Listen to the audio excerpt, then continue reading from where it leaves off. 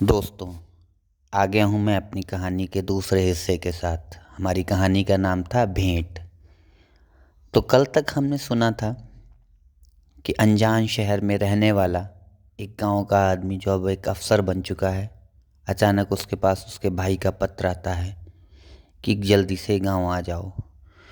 और वो विचार में है कि वो क्यों जाए गांव, क्योंकि पत्र में लिखा हुआ है संपत्ति का बंटवारा होने को।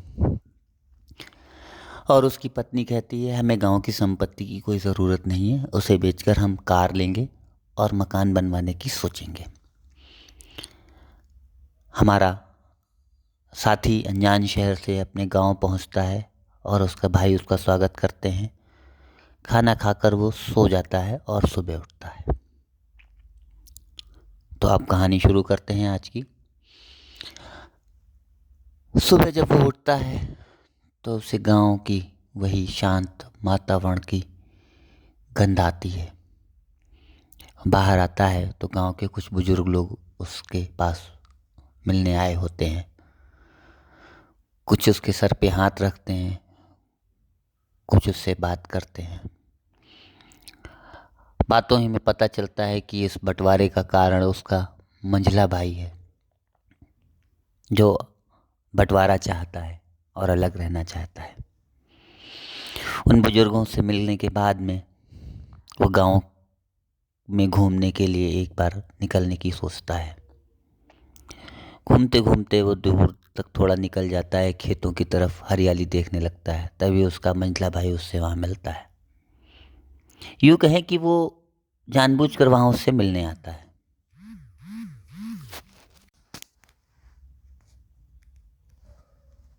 तो वो इरादतन उसका इंतज़ार ही कर रहा था और कहता है कि मुझे पता है भाई, आप गांव में नहीं रहना चाहते हो, आप शहर में ही रहना चाहते हो और मैं आपका हिस्सा खरीदना चाहता हूँ।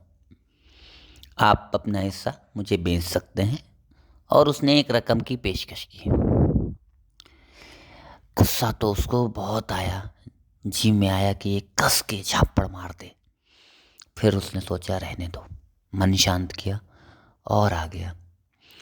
तब तक देखा कि आंगन में पंचों की जमात बैठ चुकी थी और सारा सामान आंगन में इकट्ठा किया जा रहा था।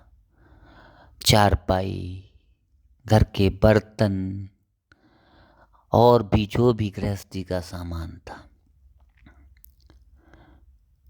उसने देखा कि भाई उठ करके पंचों के पास जाता है तो पंच उसकी बड़ी भाभी की तरफ इशारा करते हैं कि वो पैरों की पायल भी उतार दो। फिर वो इशारा करता है कि वो बड़े भाई के हाथ में जो घड़ी है वो पिताजी की दी हुई है, उसकी तरफ इशारा करता है। बड़े भाई ने वो घड़ी उतार के भी उस सामान के ढेर पर रख दी। सामान की पर्ची बनने लगी, बंटवारे की प्रक्रिया शुरू हो गई। जैसा कि पहले की गांव में हुआ करता था, गांव के पंचों को इकट्ठा किया जाता था, सारे सामान एक जगह लगाया जाता था और उसके आधार पर उसका बंटवारा होता रहता था और सब अपना अपना हिस्सा लेकर के अलग हो जाते थे। बिल्कुल उसी तरीके को अपना करके आज ये बंटवारा हो रहा था और लेखक एक एक चीज़ से अपनी यादें जोड़ करके देख रहा था। ये वो वाली रज़ाई है जो दादाजी ने उस बार बनवाई थी जब बहुत सर्दी थी और हम बच्चों को ओढ़ने के लिए दी थी। ये वाली वो रज़ाई है जो इसमें अम्मा और दादाजी दुबके हुए किसी कोने में पड़े रहते थे। ये वो वाली कढ़ाई है जिसमें माँ मेरे लिए मछली पकाती थी। ये वो वाली साड़ी है जो मेरी माँ ने मेरी बड़ी भाभी को उसकी पहली बार आने पे दी थी। एक एक चीज़, एक एक बात उसको याद आ रही थी और कुछ पुराने पलटे पलटे जा रहे थे, पलटे जा रहे थे। अचानक उसकी तंद्रा टूटी जब बंटवारा तब तक समाप्त हो चुका था। छोटा भाई अपना मझला भाई अपना हिस्सा लेकर के जा रहा था, छोटा भाई अपने आप में सिकुड़ा जा रहा था। उसका इस मन हो रहा था कि वो वहाँ से कहीं चला जाए, वो नहीं रुक पा रहा था, समझ में नहीं आ रहा था उसको क्या करे।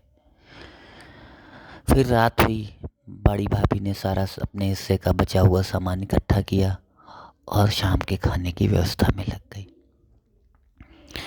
बड़ा भाई कुछ कहने की ही स्थिति में नहीं था।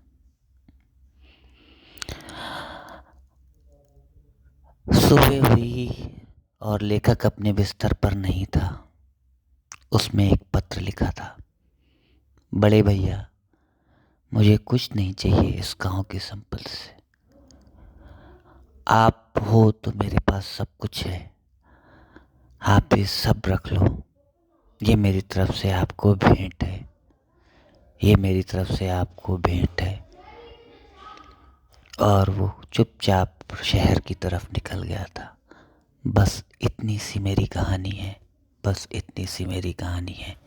अच्छी लगी हो तो अपने मित्रों के साथ ज़रूर शेयर करें, अपने साथियों को बताएं, हमारा चैनल सब्सक्राइब करें। धन्यवाद।